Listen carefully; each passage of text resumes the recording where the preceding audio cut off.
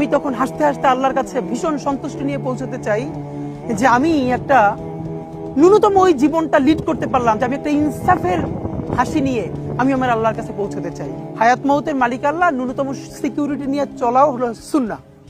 কিন্তু আমাদের লড়াইটা হলো, আমার মা স্বাভাবিকভাবেই কান্নাকাটি করেন, আমার পরিবার সবাই। তো আমি আমার মাকে বলেছি যে দেখো, মানে আমরা যে লড়াই নেমেছি, আমার একটা মনে হয় কি কোনো রাজনীতিবিদের না বাসায় মৃত্যুটা হইতে পারে না, এটা কোনো ভালো মৃত্যু না। যিনি রাজনীতি করেন, যিনি লড়াই করেন, যিনি বিপ্লবী, যিনি সংগ্রামী, তার মৃত্যুটা হবে একটা সংগ্রামের মধ্য দিয়ে, একটা রাজপথে, একটা গ্লোরির মৃত্যু। আমি তো ভীষণ ভাবে প্রত্যাশা করি, আমি ছোটবেলা থেকে এই স্বপ্নটা দেখি, অনেক জায়গায় বলেছি, যে একটা তুমুল মিছিল হচ্ছে অন্যায়ের বিরুদ্ধে।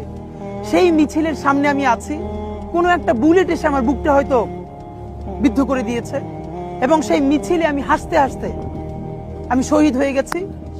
এবং সবাই যখন মৃত্যুটাকে ভীষণ ভয় পায়, আমি তখন হাসতে হাসতে আল্লাহর কাছে ভীষণ সন্তুষ্টি নিয়ে পৌঁছতে চাই যে আমি একটা ন্যূনতম ওই জীবনটা লিড করতে পারলাম, যে আমি একটা ইনসাফের হাসি নিয়ে আমি আমার আল্লাহর কাছে পৌঁছতে চাই। সুতরাং আগামী 50 বছর বাঁচলাম, কোনো ইম্প্যাক্ট তৈরি হলো না আমার দিয়ে, দেশের জন্য, রাষ্ট্রের জন্য, উম্মার জন্য, জাতির জন্য। কিন্তু আমি ধরেন